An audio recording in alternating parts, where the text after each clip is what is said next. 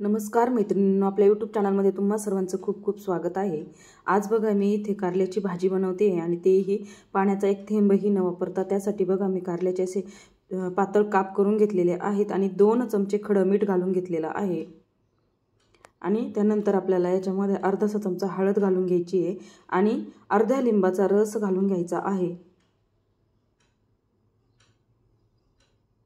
आणि हे सर्व आता हाताने व्यवस्थित असं मिक्स करून घ्यायचे। प्रत्येक स्लाइसला हळद मीठ लागलं पाहिजे, या पद्धतीने व्यवस्थित असं मिक्स करून घ्यायचे। तर बघा इथे मैत्रिणींनो, मी इथे ही भाजी करताना पाण्याचा एक थेंबही वापरणार नाहीये, म्हणजे पाणी न वापरता इथे मी भाजी बनवणार आहे।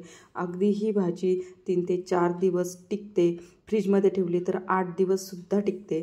तर ही भाजी कशी करायची हे व्हिडिओ स्किप न करता शेवटपर्यंत बघा। व्हिडिओ आवडला तर व्हिडिओला लाईक करा, शेअर करा, आपल्या चॅनलवरती नवीन असाल तर चॅनलला सबस्क्राईब करा आणि आतापर्यंत ज्यांनी सबस्क्राईब केले त्यांचे मनापासून खूप खूप धन्यवाद।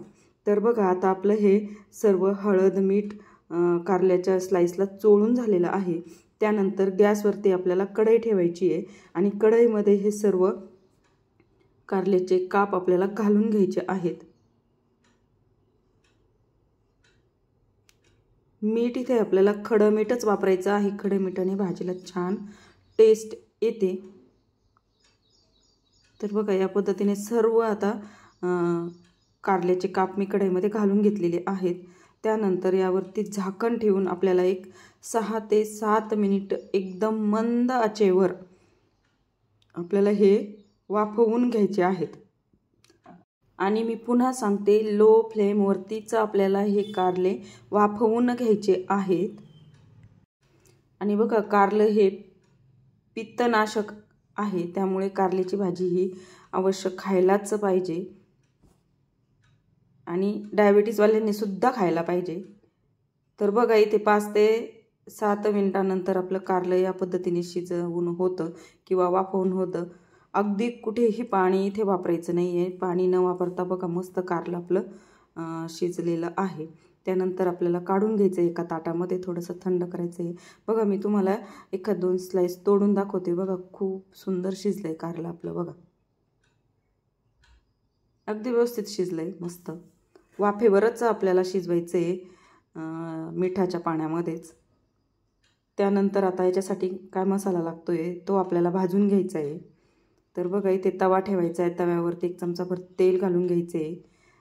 तेल घातल्यानंतर यामध्ये आपल्याला खोबऱ्याचे काप घालून घ्यायचे आहेत। तर इथे पाव वाटी खोबऱ्याचे काप मी घातलेले आहे आणि हे 2 मिनिट आपल्याला व्यवस्थित तेलामध्ये खोबरं असं तळून घ्यायचे, व्यवस्थित परतून घ्यायचे। बघा या पद्धतीने, आणि याच पद्धतीने मसाला घाला मैत्रिणींनो, खूप सुंदर, खूप टेस्टी आणि अजिबात कडू होत नाही, लहान मुलं सुद्धा आवडीने खातील अशी ही भाजी इथे छान तयार होते। तर बघा आता खोबरंही आपलं व्यवस्थित तेलामध्ये परतून झालेलं आहे। तर थंड होण्यासाठी एका ताटामध्ये काढून घेऊ आपण। त्यानंतर अर्धीशी वाटी शेंगदाणे घालून घ्यायचे आहेत आपल्याला आणि शेंगदाणे सुद्धा तेलामध्ये व्यवस्थित तळून घ्यायचे आहेत। अगदी कलर चेंज होईपर्यंत आपल्याला तळून घ्यायचे शेंगदाणे।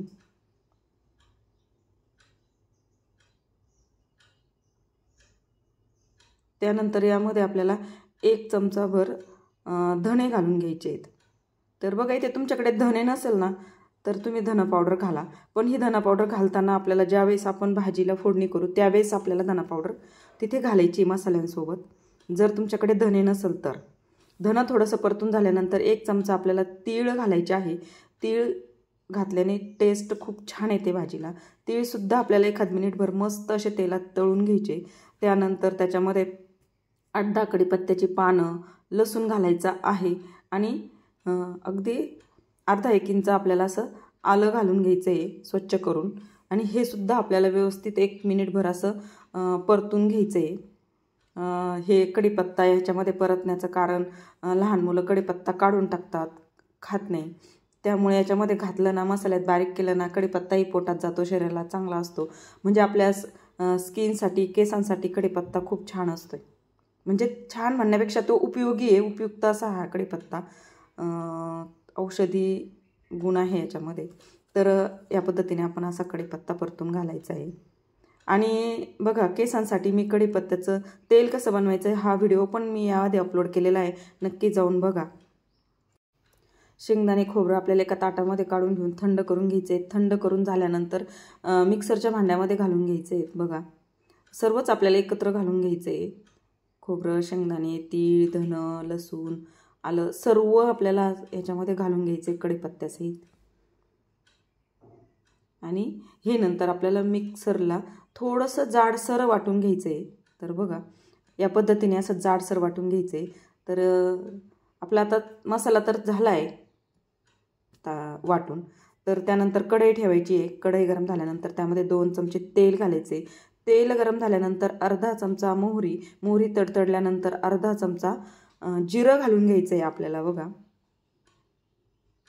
जिरं मोहरी व्यवस्थित आपल्याला तडतडू द्यायचं आहे, फुलू द्यायचं आहे. त्यानंतर थोडंसं आपल्याला असं मिक्स करून घ्यायचं आहे, म्हणजे व्यवस्थित फोडणी बसते. त्यानंतर आपल्याला एक कांदा घ्यायचा आहे बारीक चिरलेला. आणि कांदा आपल्याला व्यवस्थित आता परतून घ्यायचा आहे. अगदी कलर थोडासा चेंज होईपर्यंत कांदा आपल्याला परतून घ्यायचा आहे. 1-2 मिनिट व्यवस्थित कांदा परतून घ्यायचा आहे. कांदा परतल्यानंतर यामध्ये आपल्याला सर्व मसाले घालून घ्यायचे. तर बघा मी आता कोणते कोणते मसाले घालते याच्यामध्ये. तर प्रथम आपल्याला याच्यामध्ये लाल तिखट घालायचं आहे 1 चमचा.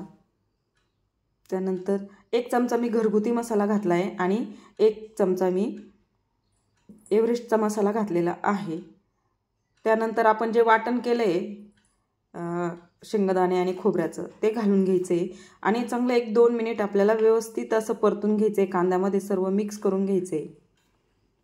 चांगले 2-1 मिनिट परतून घ्यायचे. आणि आपल्याला मसाल्याला थोडासा कलर येण्यासाठी आपल्याला अगदी पाव चमचा हळद घालायची आहे. म्हणजे हळद स्किप केली तरीही चालेल, पण थोडंसं कलर येण्यासाठी घातली तर खूपच चांगलं.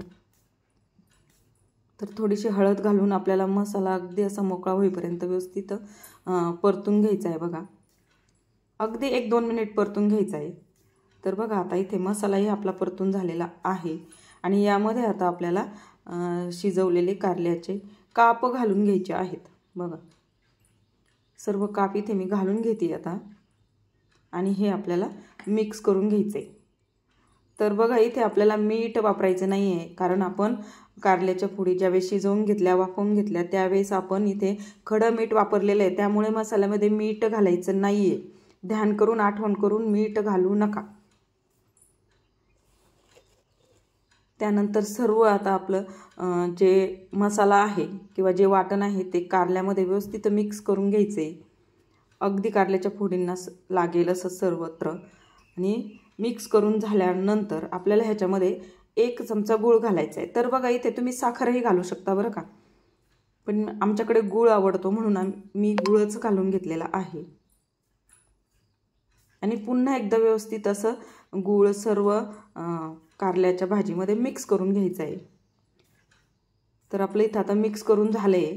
आणि मिक्स करून झाल्यानंतर आहे ना इथे आपल्याला झाकण ठेवून 1-2 मिनिट वाफवून घ्यायचं आहे, म्हणजे गूळ व्यवस्थित त्यामध्ये वितळला जाईल आणि गुळाची चव ही भाजीमध्ये थोडीफार गोडसरपणा उतरेल. यासाठी 2 मिनिटं आपल्याला झाकण ठेवायचे. तर बघा आता 2 मिनिटं झालेली आहेत. झाकण काढून घेऊन आपल्याला हे मस्त असं मिक्स करून घ्यायचे. आणि वरतून भरपूर अशी बारीक चिरलेली कोथिंबीर घालून घ्यायची. बघा खूप सुंदर टेस्ट येते आणि सुवासही खूप छान येतो. तर अशी भाजी नक्की करून बघा. लहान मुलंसुद्धा आवडीने खातील. अगदी थोडीशी सुद्धा कडू होत नाही. म्हणजे ही भाजी आहे ना अगदी गोड, तिखट, आंबट आणि थोडीशी कडसर अशी चवीची इतकी सुंदर ही भाजी लागते. बघा मी तुम्हाला थोडीशी जवळून दाखवते. झाली ना अगदी मस्तच. तर व्हिडिओ आवडला तर व्हिडिओला कमेंट करा आणि आपल्या चॅनलवरती नवीन असाल तर चॅनलला सबस्क्राईब करा. व्हिडिओ पूर्ण बघितल्याबद्दल सर्वांचे मनापासून धन्यवाद.